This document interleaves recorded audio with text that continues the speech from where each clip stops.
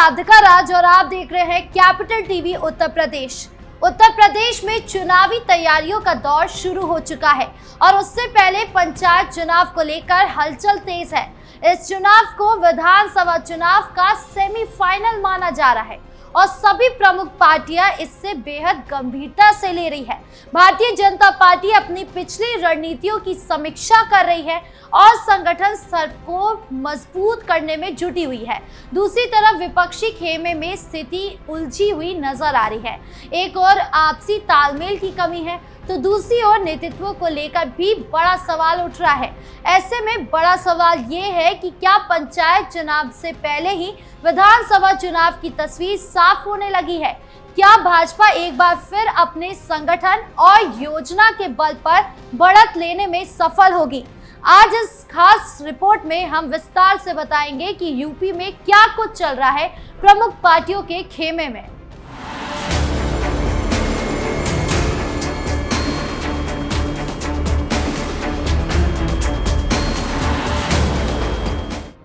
Mission 2027 के लिए BJP का चक्रव्यूह तैयार। सबसे पहले बात करें बीजेपी की। बीजेपी ने अपनी रणनीति को 3 भाग में यानी ए, बी और सी में बांटा है, जिसकी चर्चा यूपी की सियासत में हो रही है।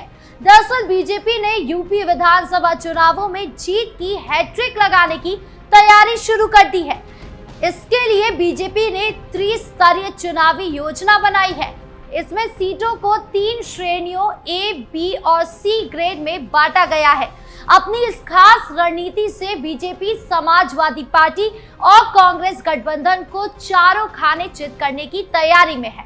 दरअसल बीजेपी थिंक टैंक ने यूपी की सभी विधानसभा सीटों पर 2022 के चुनाव परिणामों के आधार पर ये चक्रव्यूह रचा है। ए ग्रेड में वो सीटें हैं जो बीजेपी ने 8 से 10,000 वोटों के अंतर से जीती है।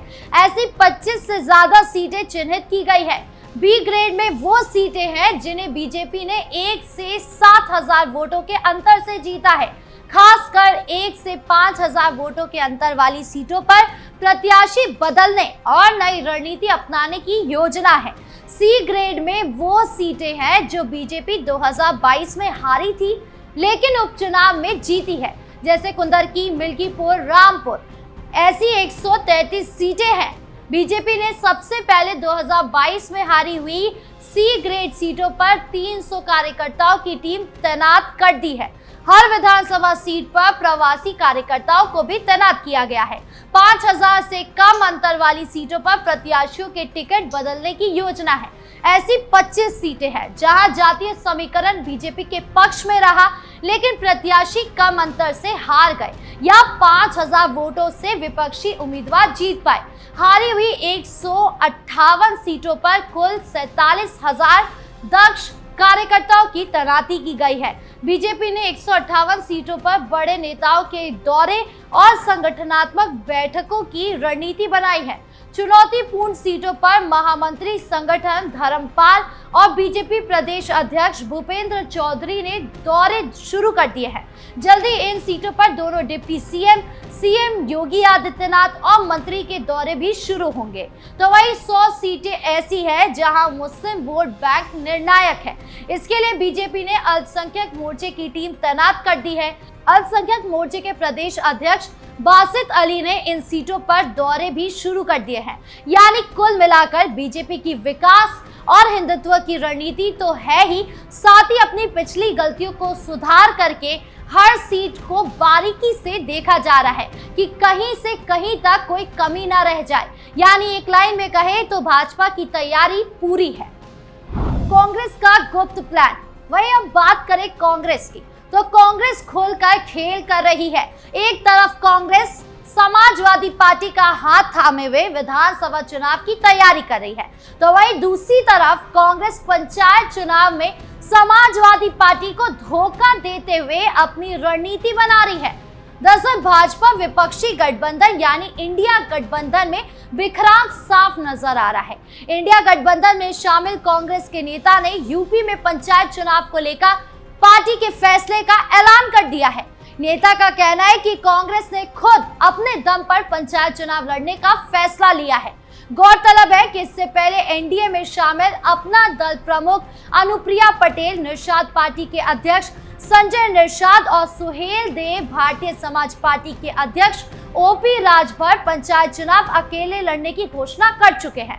तो वहीं उत्तर प्रदेश कांग्रेस मिशन 2027 की तैयारियों में तेजी से जुट गई है। प्रदेश कांग्रेस प्रभारी और महासचिव अविनाश पांडे ने बड़ा बयान देते हुए कहा है कि पार्टी आगामी पंचायत चुनाव अकेले दम पर लड़ेगी।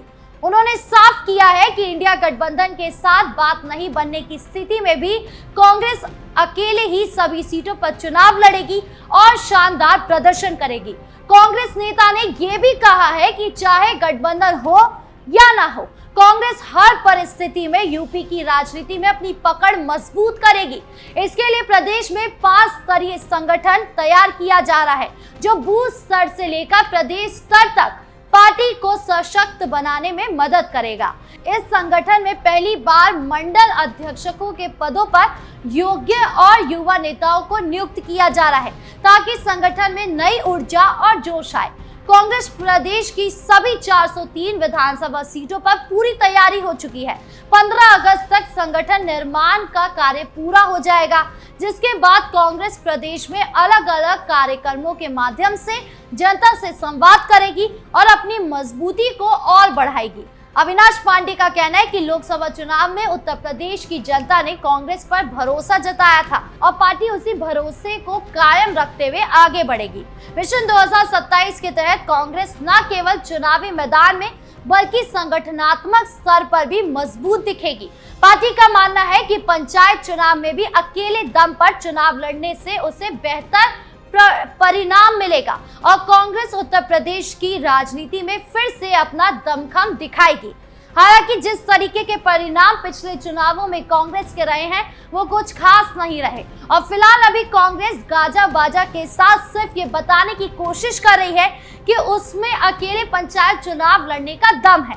लेकिन वही काम की बात की जाए तो पार्टी किस एजेंडे पर चलेगी, किस रणनीति से देश का विकास करेगी, ऐसा कुछ साफ नहीं कर पाई है। यानी एक लाइन में कहे तो कांग्रेस बड़ी बड़ी बातें कर रही है, लेकिन काम नजर नहीं आ रहा है। सीटों पर बन जाएगी सहमति। वही अब कांग्रेस और समाजवादी पार्टी के मेल मिलाप की बात की जाए तो सपा अध्यक्ष और पूर्व मुख्यमंत्री अखिलेश यादव ने कहा कि इंडिया गठबंधन एकजुट है। इंडिया गठबंधन मिलकर विधानसभा चुनाव लड़ेगा। हम उस समय सीटों पर बात कर लेंगे। समाजवादी पार्टी किसी सांसद के बयान या किसी के ट्वीट और सोशल मीडिया पर लिखने पर कुछ भी नहीं कहना चाहती है। बता दूं कि अखिलेश यादव प्रदेश सपा मुख्यालय पर प्रेस कॉन्फ्रेंस कर रहे थे। उन्होंने कहा कि कारोबार, नौकरी और रोजगार भाजपा सरकार के एजेंडे में नहीं है। भाजपा सरकार ने महंगाई, बेरोजगारी को बढ़ाया है। देश का पूरा बाजार विदेशियों के हाथ में दे दिया है। जो लोग खुद को राष्ट्रवादी कहते हैं, स्वदेशी की बात करते हैं, उन्होंने एफडीआई लाकर और नीतियां बनाकर देश का बाजार विदेशी सामानों से पाट दिया है। उन्होंने योगी सरकार के आपसी अंतर विरोध को भी सामने रखा। उन्होंने कहा कि इस सरकार ने बिजली उत्पादन बढ़ाने और व्यवस्था सुधारने के लिए कोई काम नहीं किया। प्राइमरी स्कूल की गुणवत्ता खराब कर दी है। स्कूलों में बच्चे नहीं जा रहे हैं। सरकारी इंटरमीडिएट स्कूलों की जमीनों पर भाजपा नेताओं की नजर है। अखिलेश यादव ने कहा कि इस सरकार ने नामिम गंगे के नाम पर हजारों करोड़ का बजट साफ कर दिया है, लेकिन गंगा की सफाई नहीं हो पाई है। सरकार ने 20% भी गेहूं की खरीद नहीं की है। समाजवादी सरकार में प्रदेश का पहला काउ मिल्क प्लांट कन्नौज से लाया गया, भारत सरकार में बंद हो गया। बदायूं में पटेल समाज के साथ अन्याय हुआ है। प्रयागराज में पाल समाज की बेटी के साथ अन्याय हुआ है। यानी कुल मिलाकर सपा प्रमुख अखिलेश यादव ने प्रेस कॉन्फ्रेंस में ये बताने की बजाय कि वो सत्ता में आए तो क्या करेंगे, उनकी रणनीति क्या होगी, अपने मुंह से बीजेपी के लिए जहर उगलना शुरू कर दिया। ये काम तो वो ट्विटर पर भी करते हैं, प्रेस कॉन्फ्रेंस में भी वही बातें दोहरा रहे हैं। तो भला रणनीति पर कब बात होगी, विकास की बात कब होगी? इंडी गठबंधन चुनाव में जीता तो क्या करेंगे, साथ में डबल विकास होगा या डबल स्पीड से अपराध कम होंगे, ऐसा क्या होगा, ये सब बताने की बजाय अखिलेश यादव इधर उधर की बात करते हैं। वहीं राहुल गांधी हवाबाजी करते हैं, लेकिन उनकी रणनीति क्लियर नहीं है। ऐसे में चुनाव में उतरना इंडी गठबंधन के लिए नुकसानदायक ही होगा। आपको क्या लगता है, कमेंट बॉक्स में जरूर बताएं। नमस्कार।